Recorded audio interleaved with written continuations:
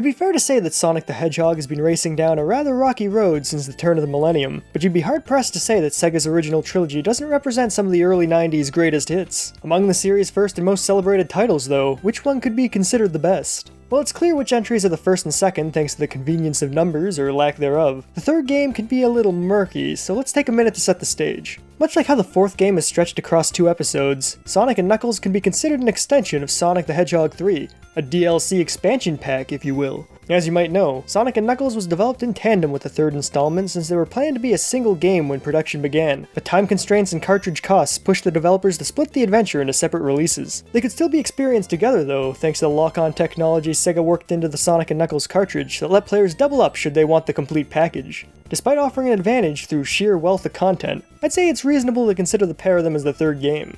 Does that sound unfair? Well, just hang on, because I also believe the third game is the strongest entry in the series with or without Sonic & Knuckles. So let's take a look at the lineup and see if you agree. There isn't much complexity to the original Sonic the Hedgehog games, but that shouldn't come as a surprise since they're from the days of the Sega Genesis, or Mega Drive if you're outside North America. They were stellar platformers though, especially back when they launched. Being able to race across zones at Sonic speed was a novelty no one else was offering at the time, and while ramps weren't always cooperative, I'd say they're still quality titles today. The first game isn't on the same level as its successors though. Taken on its own, Sonic the Hedgehog was a fine platformer, but once you've had access to the spin dash introduced in the second installment, it could feel a little lacking. You're still able to crunch Sonic into a ball by pressing down while running, but there's no substitute for unleashing a burst of speed when you need it. As is the convention with debut titles, Sonic the Hedgehog is the most iconic of the trilogy thanks in large part to the Green Hill Zone, although that stage could be considered a little overplayed today. Some of the series' weakest elements started here too. The Spring Yard Zone brought pinball bumpers for what would have been appreciated as the first and last time, while the Labyrinth Zone cemented Sonic as another series helping to ensure water levels remained forever loathed. Between the two, the first game was very much an uphill battle, and rounding it all out was the inclusion of light puzzles. Having to put your brain to work isn't bad per se, but the little challenges sprinkled here and there disrupted the flow.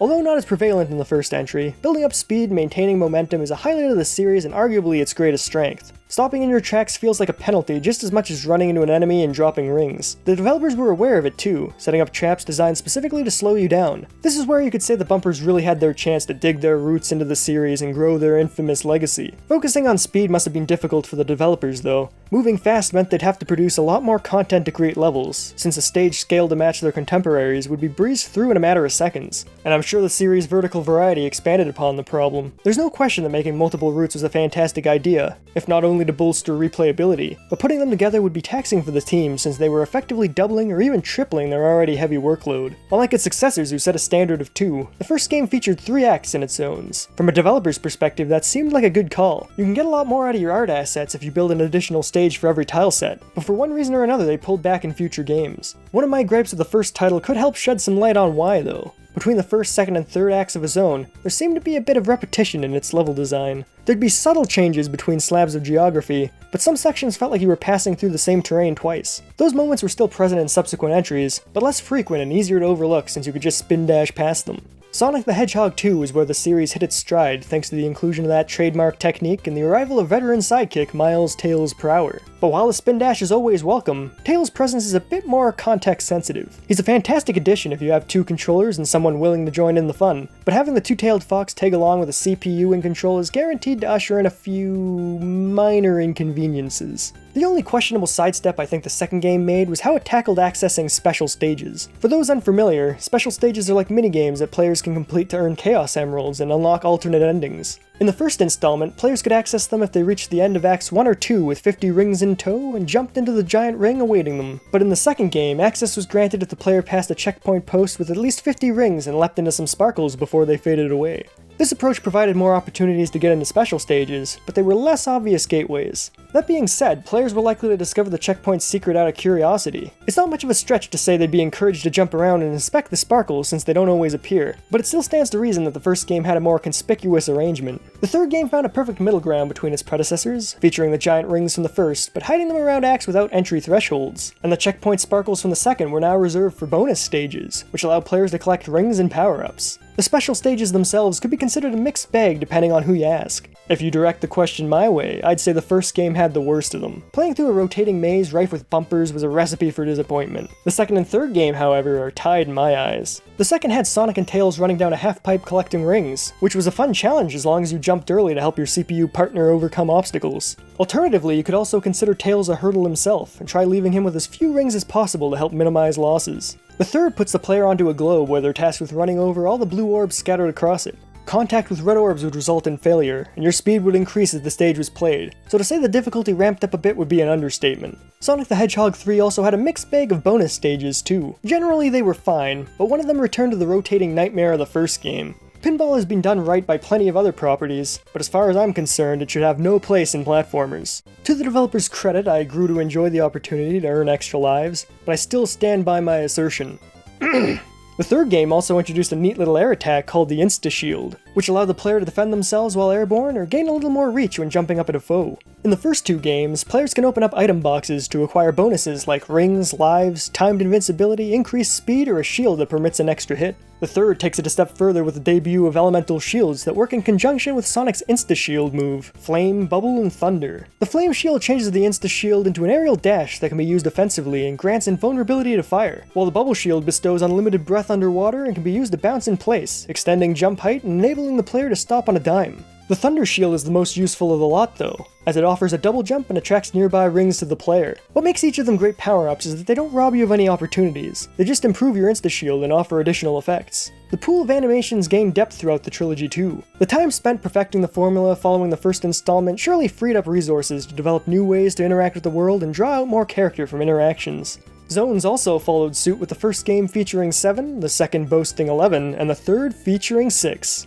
Or 14 if you factor in Sonic and Knuckles. While the first game has some of the aforementioned levels tarnishing its image, the Starlight Zone was still mighty memorable if not only for its fantastic music. The second game plays host to a variety of great stages like the Chemical Plant, Aquatic Ruins, Hilltop. There isn't really a dud among them, although we could always go without a casino. Looking at the vanilla copy, the third had the Ice Cap and Launch Base zones, and with the inclusion of Sonic and Knuckles came Mushroom Hill, Lava Reef, and the fantastic Sandopolis, which is a perfect blend of platforming and puzzle solving, the likes of which the series has yet to surpass. Sonic and Knuckles is kind of where level design shines brightest in the third entry, but if you remove the expansion pack from the equation, the second game has a pretty clear lead for not only having the most zones, but also many of the franchise's finest. Sonic the Hedgehog 3 takes the cake when it comes to boss battles though. While the first and second game had a boss at the end of the third and second act respectively, the third featured a mid-zone boss in Act 1 and a Robotnik battle in Act 2. They were worked into the narrative too, making appearances in stages before their time to paint a picture of what was going on in the zones. Sega did well by playing to the medium's strengths, and telling its story through brief in-game cutscenes and leveraging environmental storytelling, bridging its acts and zones together to create clear transitions while also serving the practical purpose of preserving the player's power-ups. The developers truly mastered the economy of words in the third game by using none at all to convey information. Some details were never explicitly shared, like how Dr. Robotnik tricked Knuckles into believing Sonic and Tails came to Angel Island to steal the Master Emerald, but it opened the doors to player interpretation, which is never a bad way to go.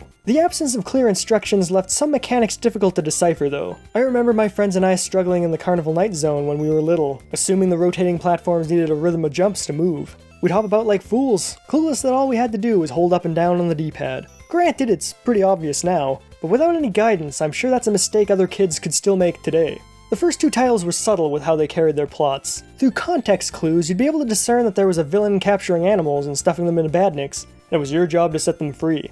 They weren't setting the stage and linking zones together in the same fashion as the third game, but that was okay. Even from a practical standpoint, since the power-ups those transitions held for you weren't around at the time, but I digress. Players were coming for the gameplay, not for an engrossing narrative. In those days, that's what manuals were for.